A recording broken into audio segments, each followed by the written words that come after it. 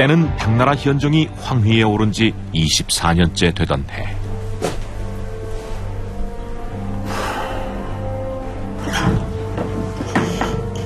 그날도 어김없이 아들 수왕이 현종을 찾았다.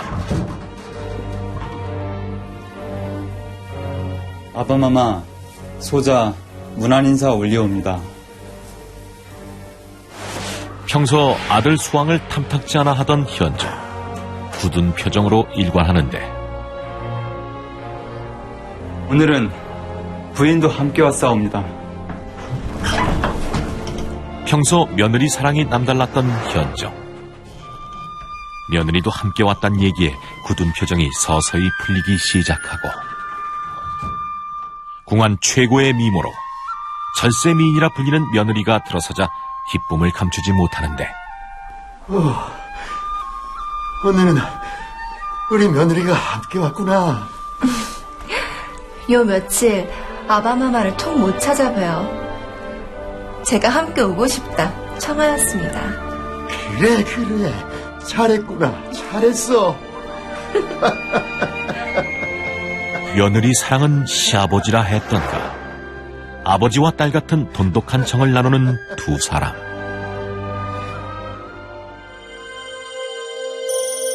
그로부터 5년 후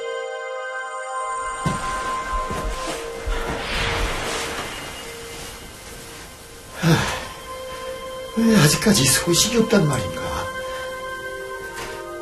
아직 당도 안 했다더냐? 폐하, 비비마마께서 지금 당도하셨습니다. 그래 어서 내시어라. 드시지요. 무언가 이상한 낌새를 느낀 환관. 대체 무엇 때문이었을까? 부인, 어서 오세요. 황제폐하, 양귀비, 문안인사 올리옵나이다. 그렇다. 그녀는 놀랍게도 현종의 며느리였던 것. 현종의 아내가 된 그녀. 그녀가 바로 동양 최고의 미인이라 불리는 양귀비였던 것이다. 서씨, 왕소군, 초선과 함께 중국 4대 미녀로 꼽히며 절세미인의 대명사로 불린 양귀비. 당나라의 유명한 시인이었던 백거인은 양귀비의 아름다운 모습을 이렇게 묘사하기도 했다. 눈동자 돌려서 한 번 눈웃음 치면 온갖 애교 피어나니 단장한 육국 미녀들의 얼굴빛을 무색하게 가려버리더라. 그런데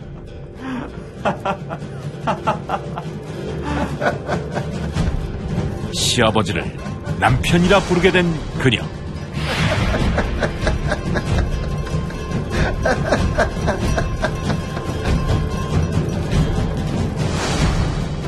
대체 그녀에겐 어떤 비밀이 숨겨져 있는 것일까? 당나라 역사상 가장 많은 궁녀를 거느려 호색한의 황제라 불린 현종. 아니 대체 어디 들있는 게야? 폐하, 여기옵니다. 어디 여기 있니? 폐하, 그쪽이 아니라 이쪽이옵니다. 그래 거기 그래 거기 가만히 있거라. 그래 이쪽입니다. 그런데 잡았다. 어떻게 합니까? 도리면서도 모르겠습니다. 어찌하면 좋습니까? 아니 왜 이리 저러는 게? 함께 술래잡기를 하던 궁녀 모두 눈앞에 있는 상황. 그렇다면 현종이 잡은 여인은 누구일까? 폐하,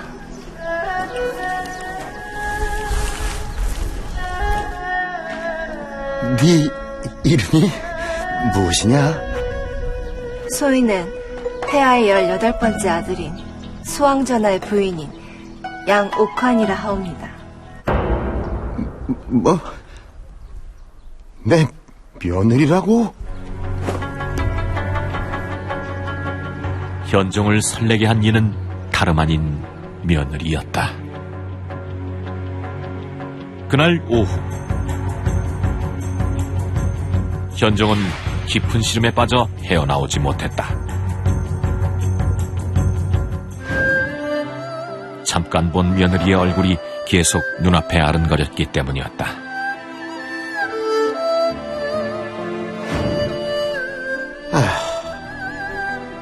이 일을 어찌할꼬? 왜 하필 내 며느리란 말인가? 며느리임에도 불구하고 아름다운 그녀를 품고 싶어 전전긍긍한 현종. 결국 그런 그에게 환관이 제안을 건네는데, 폐하 아렵기 황공하오나 이렇게 하시면 어떠하실런지요?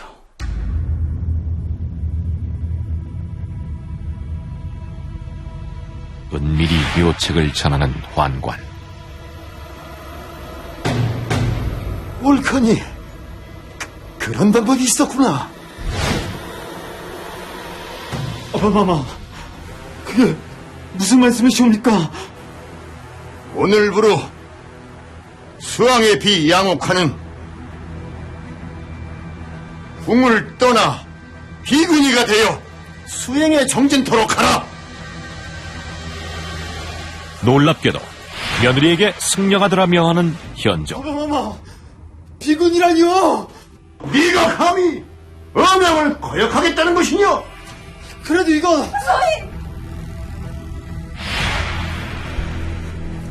폐하의 명을 받들겠나이다. 황제의 명령을 거역한다는 건 죽음을 뜻한다는 것을 알기에 울분을 삼켜야만 했던 수왕.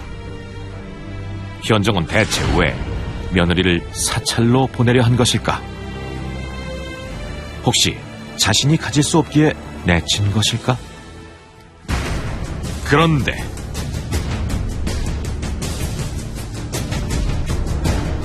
부인, 어서 오세요. 양귀비 문안인사 올려옵나이다. 귀비로 온 이는 놀랍게도 며느리였던 것이다. 며느리에서 부인으로 신분이 격상돼 돌아온 양귀비. 대체 그녀는 어떻게 귀비가 되어 돌아온 것일까?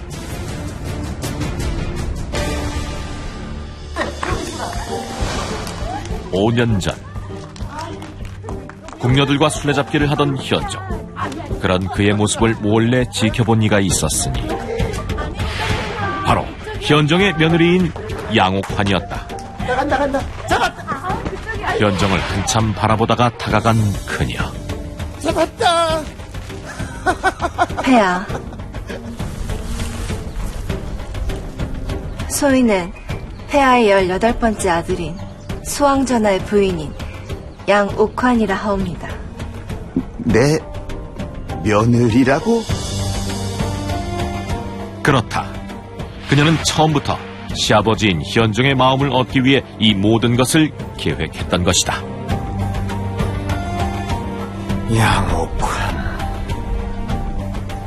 양옥환. 내 며느리란 말이지. 왜 이제 내 눈앞에 나타나는 것이냐? 이제서야. 며느리에게 마음을 빼앗긴 현종의 모습을 몰래 지켜보던 환관.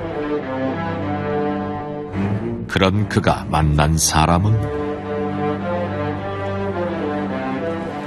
마마,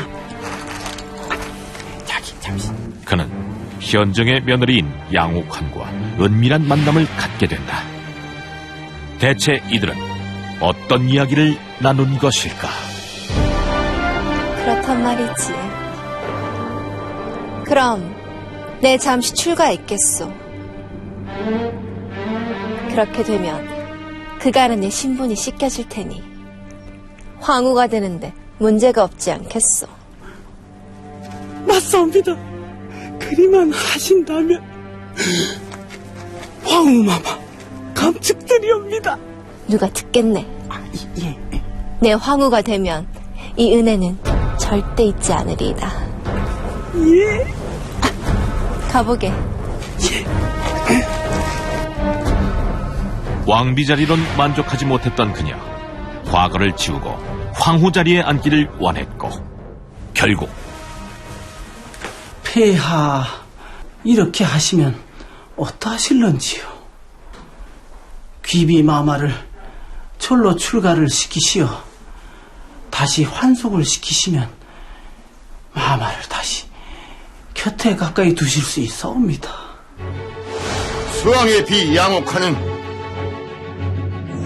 궁을 떠나 비근이가 되어 수행에 정진토록 하라. 그렇게 자신의 의도대로 속세를 떠나 잠시 승려가 되기로 한 그녀. 하지만 그녀의 의도를 알 길 없는 수왕은 이 상황이 억울하기만 한데 제게 서방일 뿐인 걸 아시지요?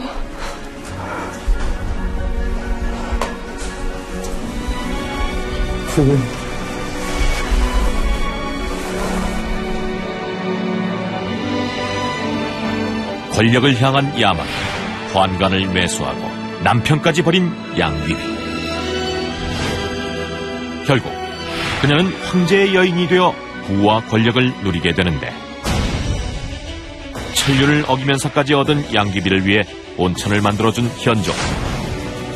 평소 맑고 투명한 피부를 자랑한 그녀였기에 온천에 대한 관심이 대단했고 그녀는 피부에 도움이 되는 여러 한약재를 온천수 안에 넣어 하루에 6번씩 온천욕으로 피부를 가꿨다고 전해진다.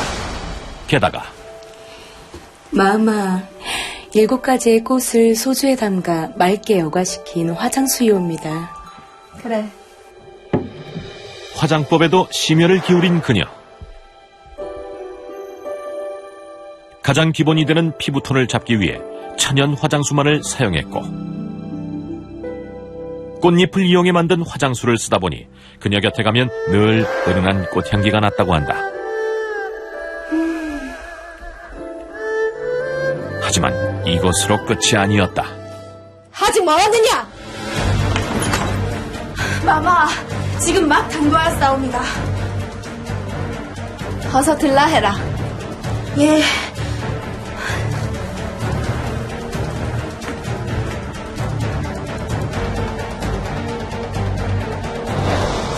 그녀는 대체 누굴 그렇게 애타게 기다린 것일까?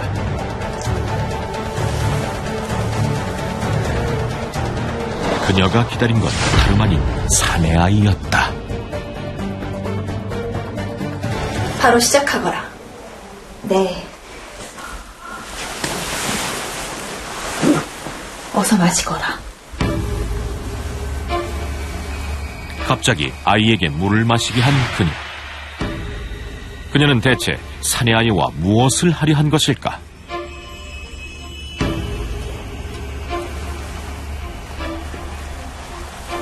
잠시 후 아이의 소변을 받기 시작하는 궁녀.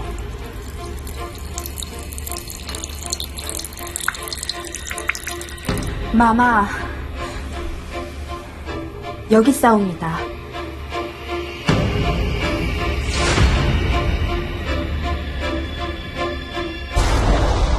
놀랍게도 아이의 소변을 마시는 양귀비. 그녀는 탄력있고 부드러운 피부를 유지하기 위해 매일같이 아이의 소변까지 마셨던 것이다. 그러던 어느 날 마마, 용서하여 주시옵소서.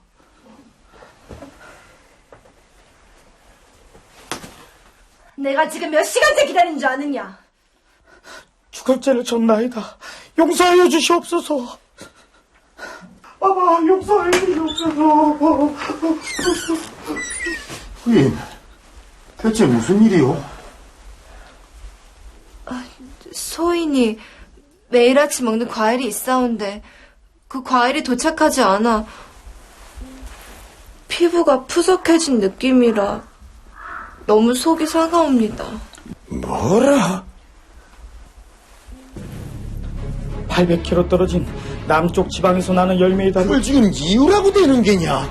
송구하거나 몇 날 며칠 밤을 새고 달려오던 병사가 갑작스럽게 사망한 데다가 버티는 말도 몇 마리 남아있질 않아. 이놈이 지금 죽고 싶어 환장을 했구나. 야! 살려주시옵소서. 배야, 살려주시옵소서. 살려주시옵소서. 이놈의 목을 당장! 마마, 지금 막 도착했사옵니다. 그래, 어서 갖고 오너라. 그녀가 그토록 기다린 과일은 무엇이었을까? 여기 리치 대령이옵니다. 그렇다. 그것은 바로 달콤한 열대과일 리치였다. 리치 원산지까지는 무려 800여 킬로미터의 거리. 이 거리를 병사들이 매일같이 달려 공수해왔던 것인데, 비타민C와 콜라겐이 풍부해 양귀비가 매일 먹었다는 리치. 부인은 먹는 모습도 어찌 이리 사랑스럽소.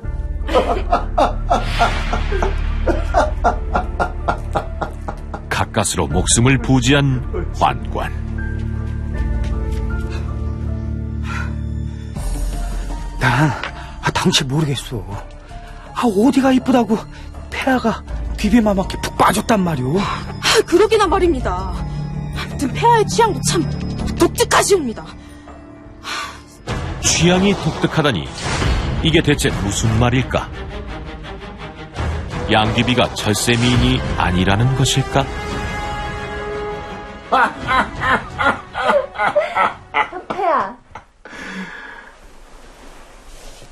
폐하는 소인의 어디가 마음에 드시옵니까? 당신의 머리부터 이 발끝까지 모든 게 다 사랑스럽소.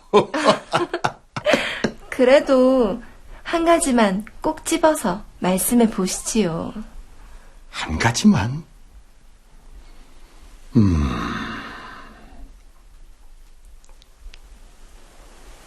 부인의 뽀얀 피부와 이 풍만한 몸매가 너무너무 좋소. 양귀비의 몸매가 풍만하다 말하는 현종.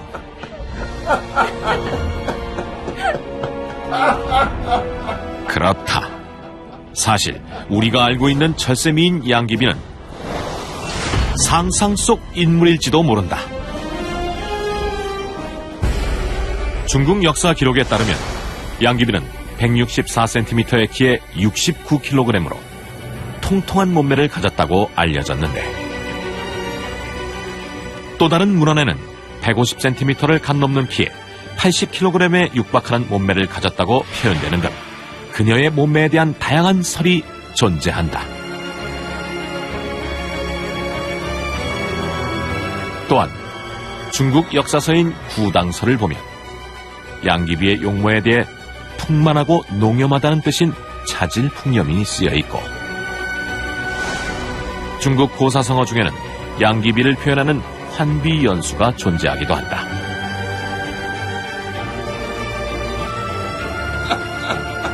그렇다면 현종은 양귀비의 어떤 매력에 빠졌던 것일까?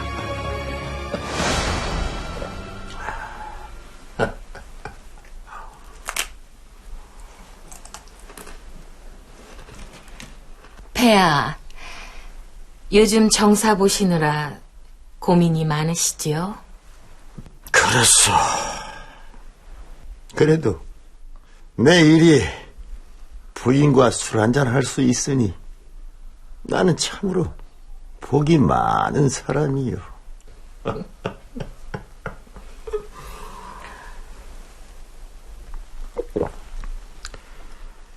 오늘도 이렇게 술잔을 기울이고 있으니 부인의 시가 생각나는구려. 한 수 들려줄 수 있겠소? 그럼 서방님을 위해 떠오르는 시 한 소절 읊어보겠사옵니다. 고운 꽃 경국민 어우러져 방긋 웃고 군왕의 기쁨은 끊길 줄 모르네. 봄바람에 눈 녹듯 모든 근심 없어지리다. 역시 부인의 창문 솜씨는 대단하오. 양귀비는 총명하고 눈치가 빨랐던 것은 물론 음악과 가무에 뛰어나 풍류를 좋아하는 현종에겐 여인으로도 아내로도 최고의 파트너였던 것이다. 실제 당나라의 문인 진홍이 쓴 창한가전에 보면 양귀비는 청명하고 영리하며 눈치가 빨라 아름다움이 만가지 자태로 나타났다. 황제의 비위를 맞춰주니 황제는 더욱더 양귀비를 총애했다라고 표현되어 있다. 그런데 양귀비는 왜 나라를 기울어지게 할 만큼의 미인이란 뜻의 경국지색이란 단어로 후대에 알려져 있는 것일까?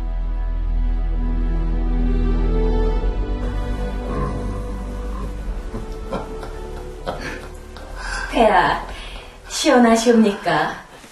이제 됐어. 그만하시오. 폐하, 소인 청이 하나 있사옵니다. 뭐든 말해보시오. 내 다 들어주리라. 실은 얼마 전부터 폐하께 소개시켜드리고 싶은 이가 있었는데 그게 누구요? 양소라고 소인의 오라비옵니다. 귀비의 오라비 말이오?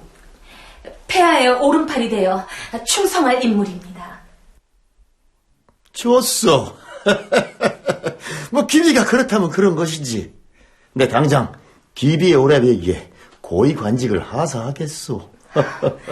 폐하, 성은이 망극하옵니다.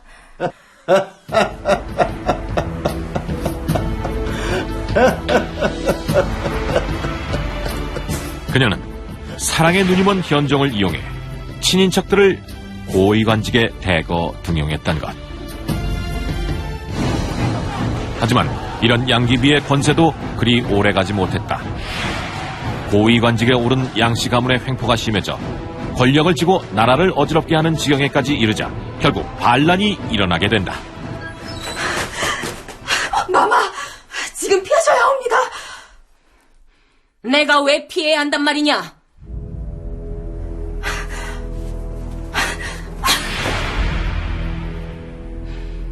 왜? 이 모든 게 왜 내 탓이라는 말이냐? 난 사랑받은 죄밖에 없다. 난 사랑받은 죄밖에 없단 말이다!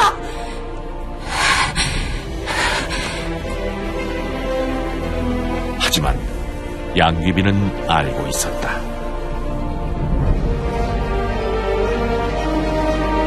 그날이 바로 최후의 날임을 직관적으로 알았던 것이다. 나 양귀비 죽어서도 그대들은 절대 용서치 않으리라. 나라를 기울게 할 만큼 아름다웠던 여인. 경국지색 양귀비의 10여 년 권세는 그렇게 끝이 났다. 당시 양귀비의 나이 37세였다. 황후 이상의 권력을 누리며 문자 그대로 경국지색을 뽐냈던 양귀비. 그녀의 매력이 미모든 미모가 아니든 분명 그녀에겐 상당한 매력이 있었다. 만일 그 매력을 제대로 사용했더라면 그녀의 마지막은 또 다른 모습이 아니었을까.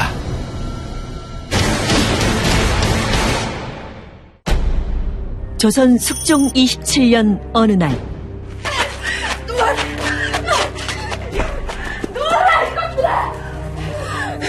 내가 누군지 알고 어디 감히 내 몸에 손을 대느냐?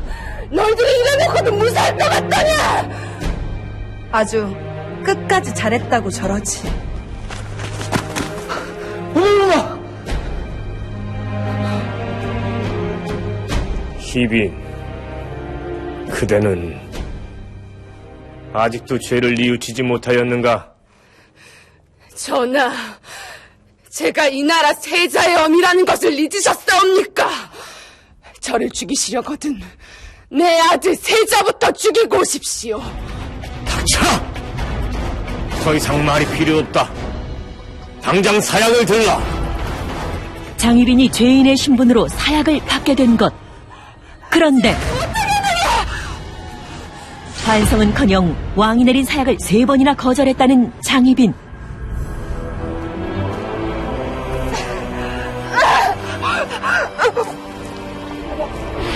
끝내 남의 손으로 사약을 억지로 먹었던 장희빈은 마지막 순간까지도 폐약을 저질렀다고 전해지는데, 내가 이렇게 죽을 줄 아느냐?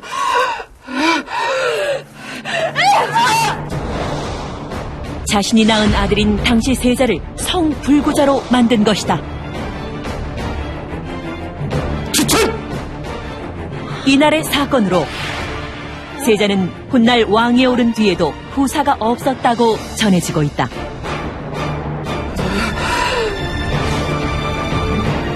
인현왕후전을 보면 장희빈이 얼마나 악독했는지 죽은 직후 장례는커녕 궁 밖으로 버려졌다고 기록돼 있다.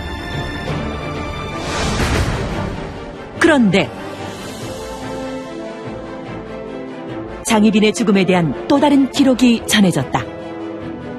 장희빈 때문에 곤욕을 치른 세자가 중전들의 장례식에 버금가는 상복을 입고, 게다가 장례 또한 죄인의 장례식과는 달리 이례적으로 준비됐다는 것.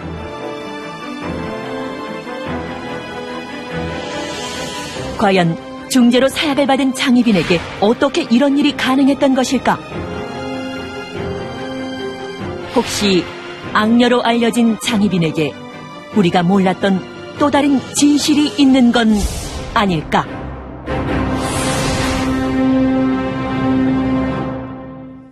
숙종 12년 어느 날,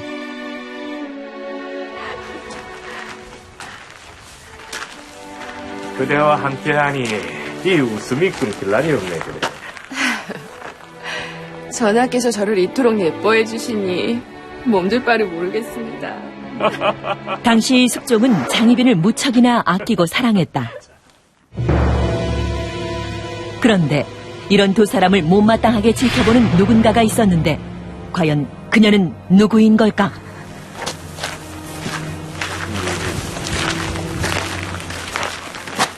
전하, 표정이 밝으십니다. 무슨 좋은 일이라도 있으신 겁니까? 그대는 알 것 없네. 옥정아, 가자.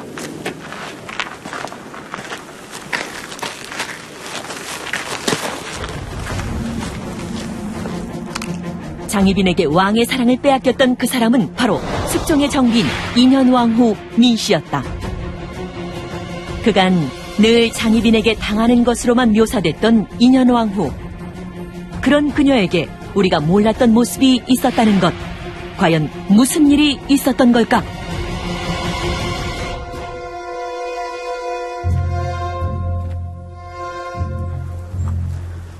전하께서 오늘은 어느 처소로 드신다고 하든가?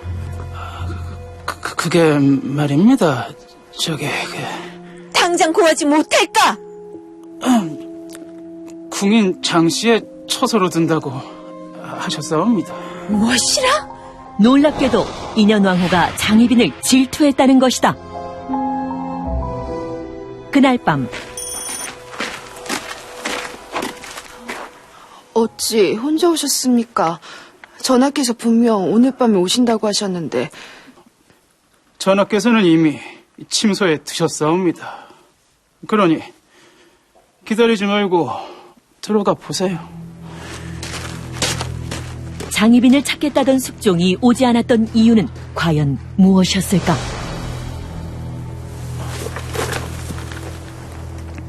전하께 오늘은 장씨가 아프다고 고하거라.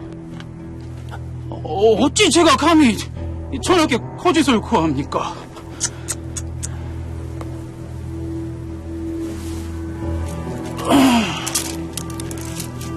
이러시면 곤란한데. 앞으로도 전하께서 그 천한 것을 찾거든 나에게 알리게. 만약 그렇지 않을 시엔 자네 몸도 성치 않을 거네. 예, 마마. 명심하게 싸웁니다.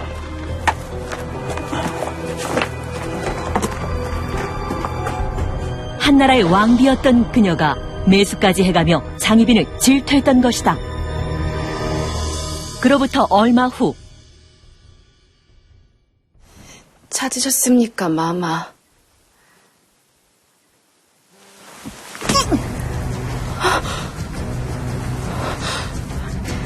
네가 감히 중전의 자리를 탐하느냐? 급기야 장희빈을 때리기까지 한 인현왕후. 도대체 무슨 일이 있었던 걸까?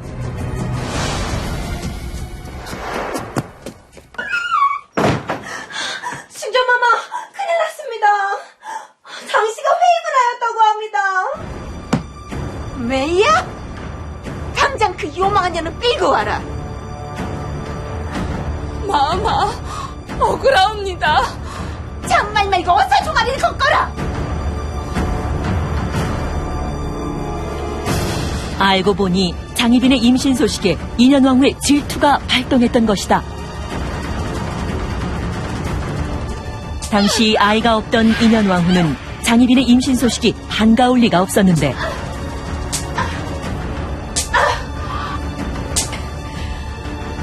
이 나라의 국모는 나다. 내가 오늘 이 나라의 기강을 바로잡을 것이야. 숙종의 사랑을 받을수록 장희빈은 인현왕후에게 더 큰 미움을 받아야만 했던 것이다.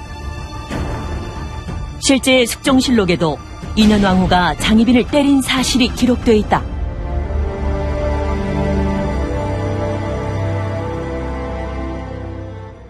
그리고 그녀의 악행은 이뿐만이 아니었다.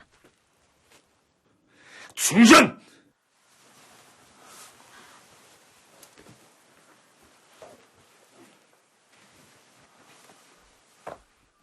중전이 장옥정을 때렸다는 것이 사실이요. 전하, 오해시옵니다. 제가 장씨가 회임한 것을 알고 축하를 해주려고 불렀사옵니다. 그런데 왜 매질을 한 것이요? 사실은 장씨가 본인이 아들을 낳을 거라고 중전의 자리를 위협을 하여서, 그래서 제가 참지를 못하고 소위를 줄여주시옵소서. 전하. 그것이 정녕 사실이요? 제가 어느 자리라고 거짓을 고하겠습니까? 놀랍게도 인현왕후가 숙종에게 거짓까지 고하며 장희빈을 궁지에 몰아넣었던 것. 그래서 장씨가 회임을 하였다기에 제가 용한 의원을 통해 진맥을 짚어보았습니다. 그래서 아들이라고 하던가? 의원의 말은 아들의 맥이 아니라고 하고, 그보다도 자, 무엇이오? 어서 말해보시오. 지난밤 꿈에 선원께서 말씀하시길 장씨는 팔자에 아들이 없다고 하셨습니다. 그래요. 제가 더 건강한 후궁들을 드릴 테니 전하는 이제 장씨를 멀리하시고 다른 후궁들을 가까이 하심이 어떨런지요?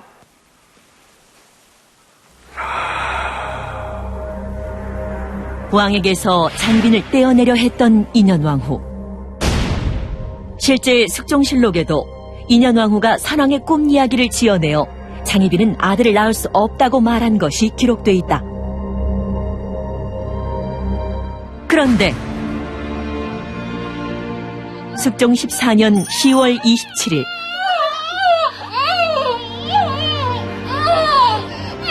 드디어 장희빈이 아이를 출산한다.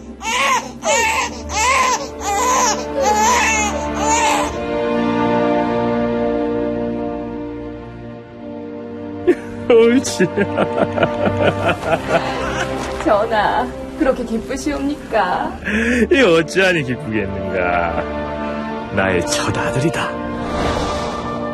인현왕후의 말과는 달리 장희빈은 숙종의 첫 아들을 낳았던 것.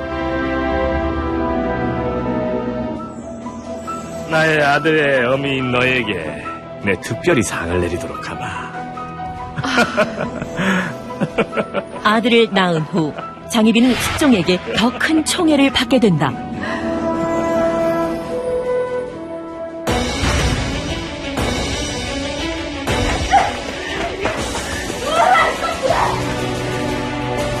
당장 사약을 골라.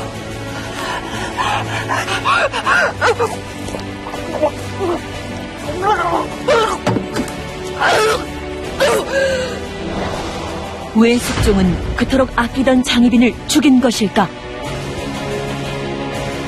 사실 장희빈을 죽음으로 몰고 간 또 다른 인물이 있었다. 아주 끝까지 잘했다고 저러지. 그녀는 바로 최숙빈이었다.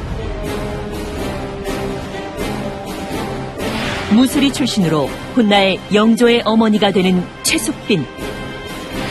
최숙빈과 장희빈, 두 사람 사이엔 무슨 일이 있었던 걸까? 장희빈이 인현왕후에게 봉변을 당한 그때 중전마마, 큰일 났습니다.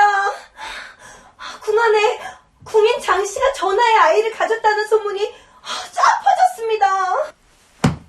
메이야? 당장 그 요망한 년은 끌고 와라.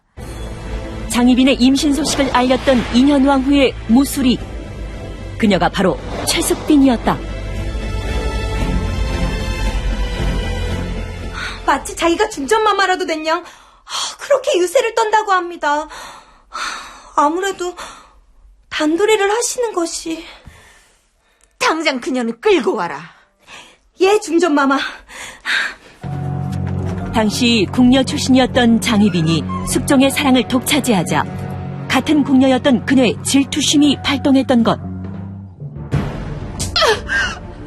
결국 이 일은 최숙빈의 이간질로 벌어진 일이었는데, 그렇다면 무술이었던 그녀는 어떻게 후궁의 자리에 오를 수 있었던 걸까? 숙종에게 거짓을 고한 이유로 인현왕후가 잠시 폐위됐던 당시, 중전마마, 건강하십니까?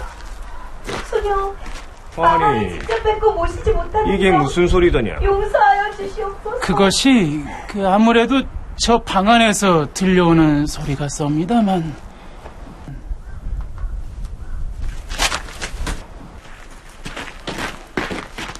문을 열어보거라.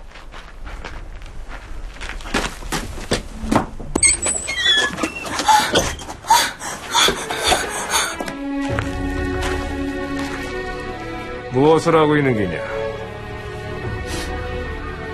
실은 오늘이 폐비되신 중전마마의 탄생일이옵니다. 그래서 소녀가 조촐하게 경화를 드리고 있었는데, 전하, 지켜주시옵소서. 그렇구나. 오늘이 그날이지.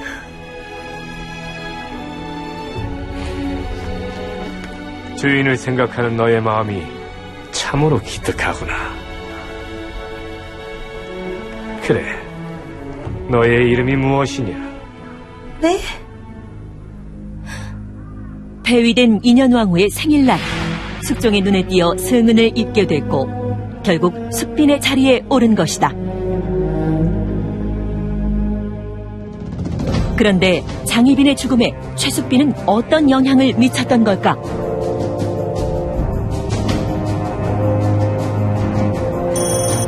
인현왕후가 오랜 지병으로 사경을 헤맬 중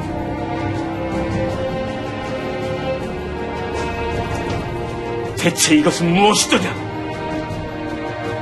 숙종에게 한 저주 인형이 건네지는데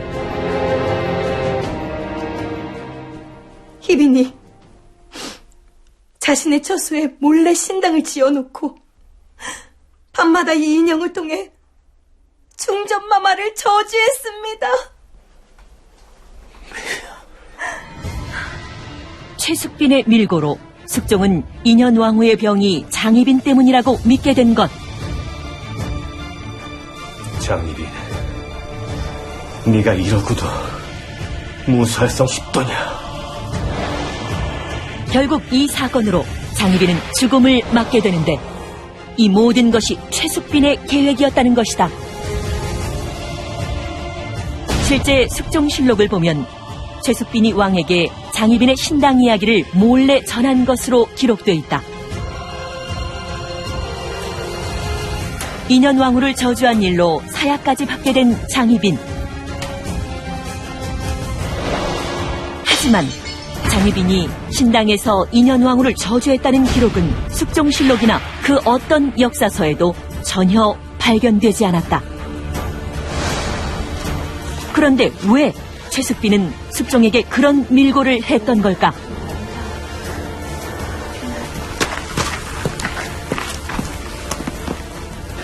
비나이다, 비나이다. 부디 전하와 세자저와 중전 마마께서 만수무강할 수 있도록 해주소서. 착한 척 하기는 자기나 나나 중전이 없어야 전하의 사랑을 독차지하지.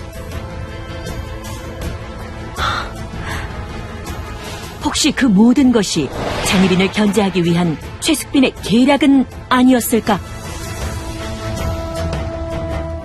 그런데 장희빈의 죽음에 관한 또 다른 진실이 밝혀졌다. 네가 죽어야 세자를 지킬 수 있을 것이다. 세자를 생각해서라도 희비는 자진토록 하라. 그간 우리가 보아온 폐악한 최후가 아니었다는 것이다. 전하,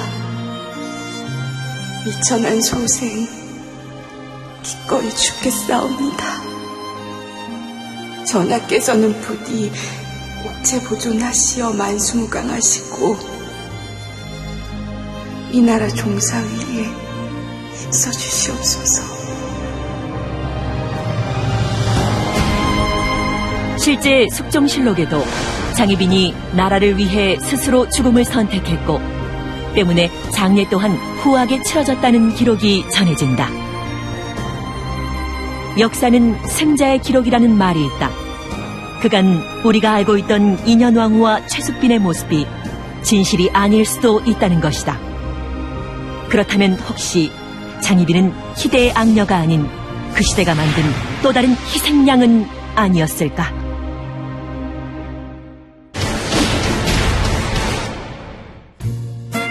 (1956년) 미국 할리우드. 한 영화 제작사에 당대 최고의 여배우가 나타났다. 그런데 Sorry. Hey, she's back again. Who's back? Doesn't she have any self-respect? This really is jaw-dropping. 어찌된 일인지 환영받지 못하는 여배우. 그녀의 등장에 영화 제작자 역시 곤란한 모습인데 대체 어떻게 된 일일까? Why are you here again? I told you I'd give you a call. Give him the part. This isn't something I can decide by myself. You know that.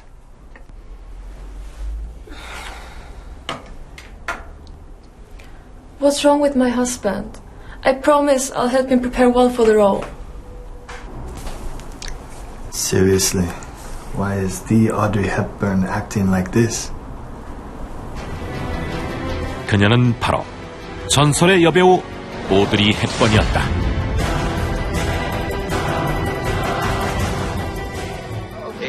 you be nice without law? 1953년 영화 로마의 휴일을 통해 세계적인 스타로 급부상한 오드리 헵번. 가녀린 몸매와 커다란 눈망울로 청순한 매력을 뽐내며 단숨에 만인의 연인으로 떠올랐다.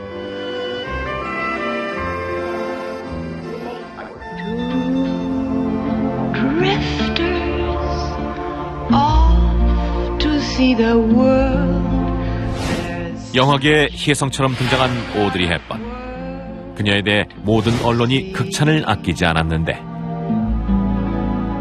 타임즈는 오드리 헵번을 여왕 같은 위엄과 보글거리는 장난기가 절묘하게 결합된 막대처럼 가는 배우라고 평가했다.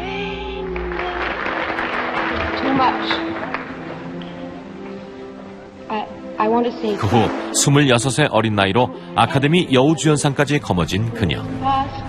Months and years have helped. Calms me down right away. 이후 오드리 헵번은 다양한 작품에 출연하며 탄탄대로의 길을 걸었다.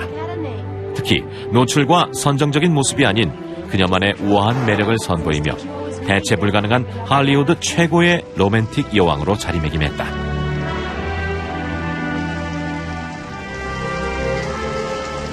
What's wrong with my husband? I promise I'll help him prepare well for the role. 그런데 대체 왜 당대 최고의 여배우가 남편의 영화 출연을 부탁하러 다니게 된 것일까?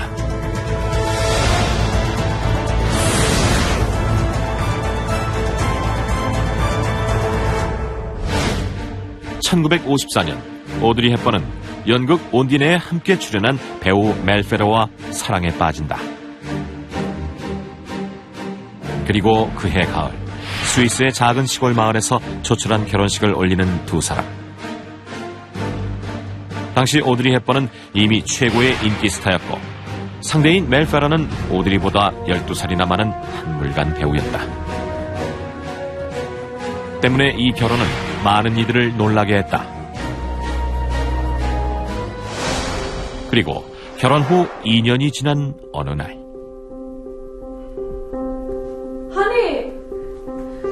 Honey, you finally got it. It's decided. You got the main role. Really? I'm a lead actor? Yes, we both got the main roles. 그런데 We both plays lead roles? Are you kidding me? Honey, what's wrong? If we're in a movie together, it's obvious. You will grab all the attention because you're such a big star. Well, no. If we're both in the movie together, our future kids can watch it, and it will be like a precious memory to us. Make your precious memories by yourself. 배우로서 마지막 길을 걷던 멜 페러가 인기 많은 아내에게 자격지심을 느꼈던 것. 하지만 오드리 헵번은 끝까지 남편의 재기를 위해 노력했다. 그러던 어느 날, 남편의 촬영장에 나타난 오드리 헵번. 이곳엔 또 무슨 일로 온 걸까?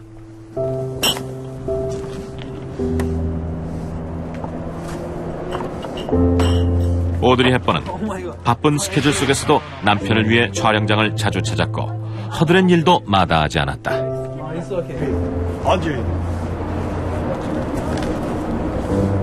Audrey, please. You're a famous actress. You should be filming a movie, not moving the chairs. It's okay. I like doing it.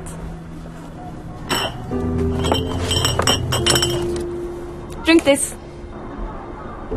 오드리 헵번의 내조는 아무도 말릴 수 없었다.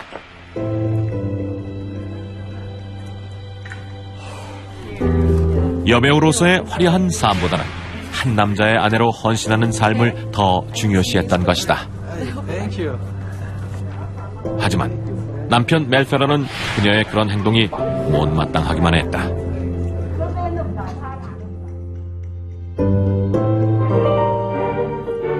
그렇게 오드리 헵번의 노력으로 만들어진 영화가 바로 전쟁과 평화다. 어린 시절 겪은 전쟁의 트라우마로 전쟁 영화에 출연을 꺼려했던 오드리 헵번. 하지만 남편과의 동반 출연이란 이유 하나로 이 영화에 출연을 결심하게 된다. I'm so glad you did come. 그렇게 성공적으로 영화를 끝낸 어느 날, Thanks a lot for being on my side. That's for you. 웬일인지 달콤한 사랑 고백을 준비한 남편 멜 페러. 그런데 This is so pretty. 놀랍게도 상대는 오드리 헵번이 아니었다. 대체 어떻게 된 일일까? 멜 페러에겐 오드리 헵번 외에 또 다른 여자가 있었던 것이다. I feel good about the movie I'm filming right now. In fact, I have a loyal supporter at home. You know, if the movie becomes a box office success, I'll give you even better gift. Really? You're the best as always.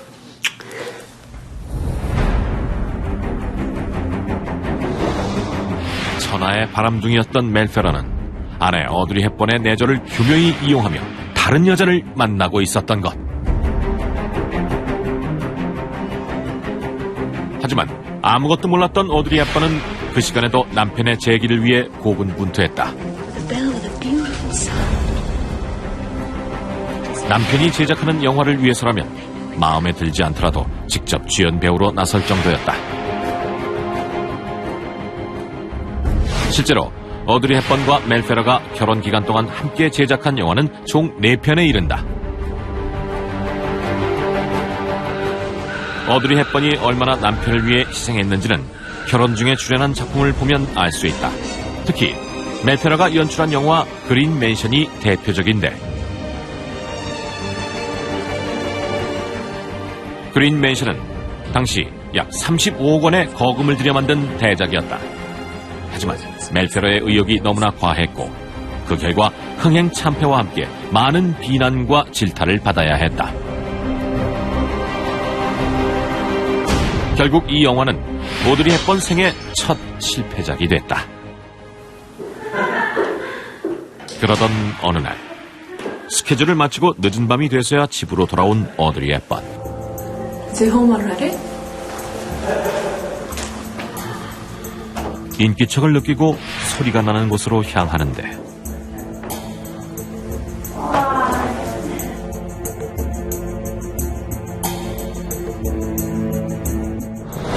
그녀는 대체 무엇을 본 것일까?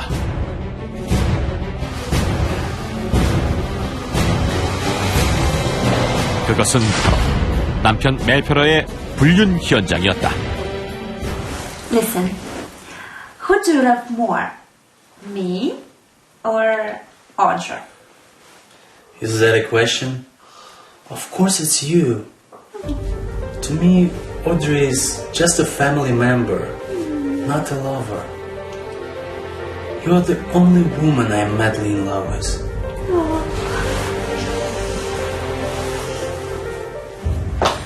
Matt?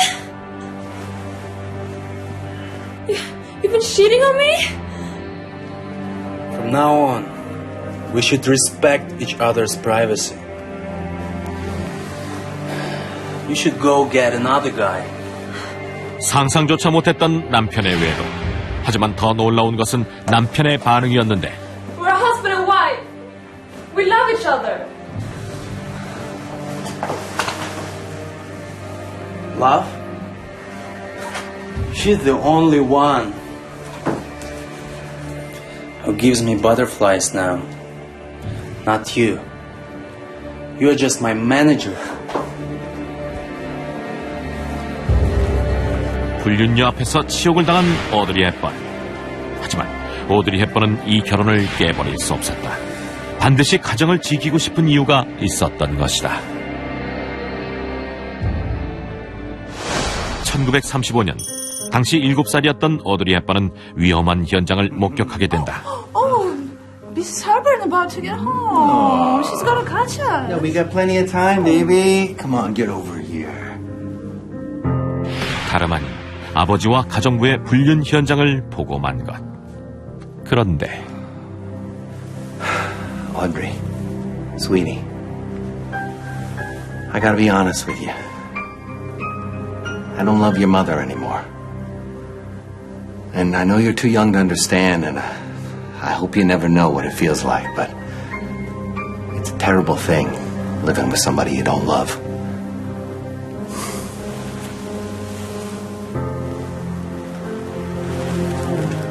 Bye-bye, sweetie. 충격적인 말을 남기고 떠나버린 아버지. 어린 오드리 헵번이 감당하기엔 너무나도 힘든 일이었다. 그날부터 오드리 헵번은 성인이 될 때까지 아버지를 만날 수 없었다.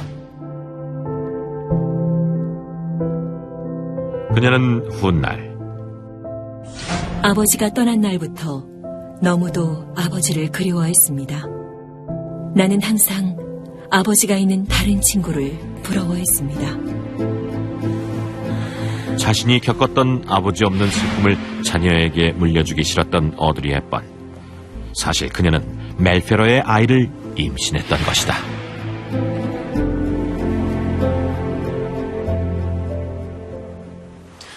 Mel, I have something to tell you. What is it? I'm leaving soon. Say it now. You are going to be a father. Our baby's in the 7th week. What? You're pregnant? What are you gonna do with your schedule then? How about your writing lessons for the next movie?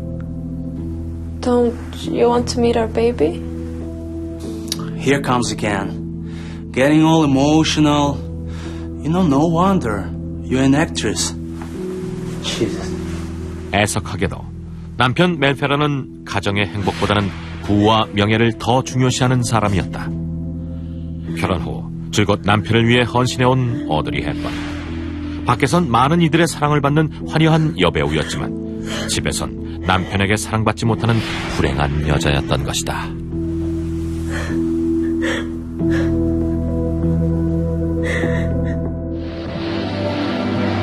급기야 오드리 헵번은 임신 중에도 불구하고 영화 촬영을 강행했다. 그 영화가 바로 1960년에 개봉한 언포기븐이었다. 그런데 이 장면을 촬영하던 중 오드리 헵번에게 예상치 못한 일이 벌어지고 마는데 그만 말에서 떨어지며 바위에 부딪혀 크게 다친 것이다. 이 사고로 그녀는 아이를 잃을 수밖에 없었다.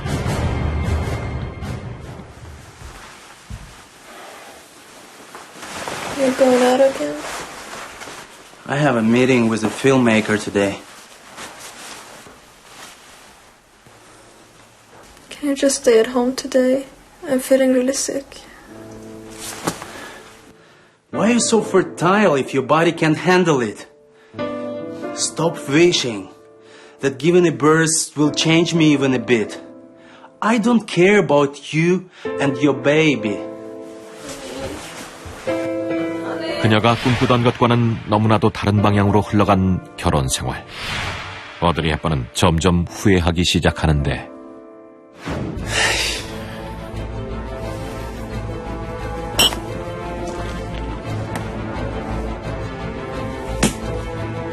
We both played the lead roles? Are you kidding me? She's the only one who gives me butterflies now. Not you. You're just my manager. 오드리 헵번은 더 이상 멜페러와의 결혼 생활을 유지할 자신이 없어졌고 결국 이혼을 결심한다. 두 사람은 그렇게 13년 만에 다시 남남이 되었다.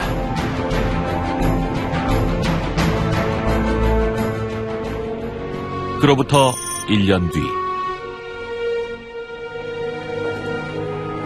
오드리 헵번은 여행 중 우연히 만난 한 남자와 다시 사랑을 시작했는데 그는 이탈리아 의사 안드레아 도티로, 오드리 헵번의 오랜 팬이기도 했다.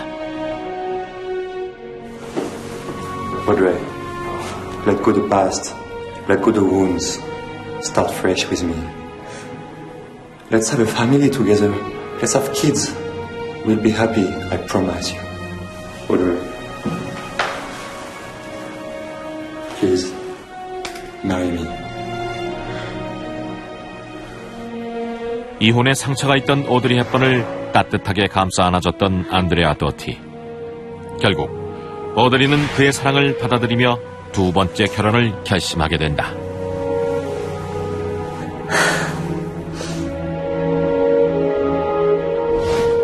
당시 40살이었던 오드리 헵번은 많은 이들의 축복 속에 안드레아 도티와 결혼식을 올렸고 또다시 행복한 결혼 생활을 꿈꾸게 됐다.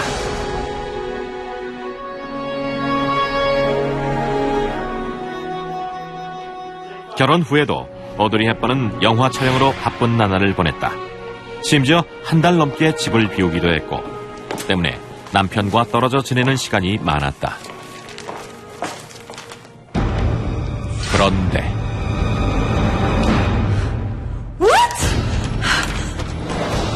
그녀는 대체 무엇을 본 것일까? 오드리 헵번은 곧장 영화 촬영을 접고 집으로 달려갔다. 그런데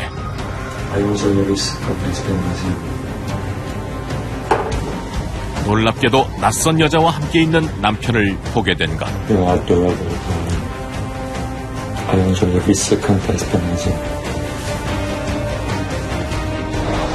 두 번째 남편 안드레아 도티 역시 바람둥이였다.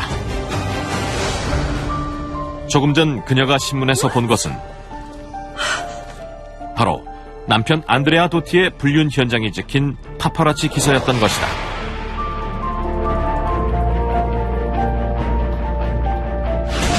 결국 그렇게 두 번째 남편 안드레아 도티와의 결혼도 실패로 끝나고 말았고 그 후 그녀는 두 번 다시 결혼하지 않았다.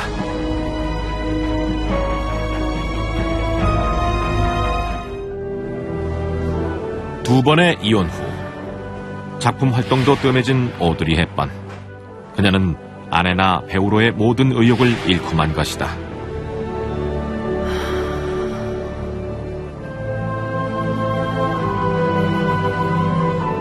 그렇게 오드리 헵번은 세상 사람들의 시선 속에서 조용히 사라졌다. 7년 후 의외의 곳에서 오드리 헵번이 모습을 드러냈다. 바로 아프리카나 남미 등의 오지였다. 그녀는 은퇴 이후 굶주린 아이들과 난민 구호를 위해 세계 곳곳을 누볐다. 아버지 없이 힘들게 자란 어린 시절과 결혼 실패로 겪은 상처들을 다른 이들에 대한 사랑으로 치유하려 했던 것이다. Are you happy? Very. The best time of your life? Best time of my life. I can personally do very little, but I can contribute to a whole chain of events, which is UNICEF. And that's a marvelous feeling. It's like a bonus to me towards the end of my life. 그녀의 선행은 삶이 끝나기 직전까지 계속됐고 1993년 1월 20일 가족들이 지켜보는 가운데 지병으로 숨을 거둔다. 오드리 헵번의 사망 소식에 세계의 많은 유명 인사들이 안타까워했다. 배우 소피아 로렌은 그녀가 수많은 사람들의 생활을 윤택하게 했다고 칭송했고 전 미국 대통령 로널드 레이건 역시 너무나 보고 싶어질 위대한 인물이라며 오드리 헵번을 그리워했다. 비록 한 남자의 아내로는 행복한 삶을 누리지 못했지만 오드리 헵번은 시대가 사랑한 만인의 연인이었다. 그리고 그녀는 일생을 통해 위대한 사랑을 실천한 가장 아름답고 사랑스러운 여인이었다. 아직 뭐 하느냐?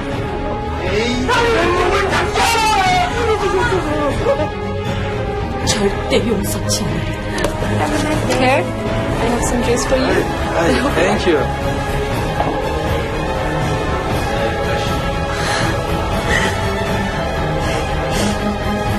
그렇지, 옳지.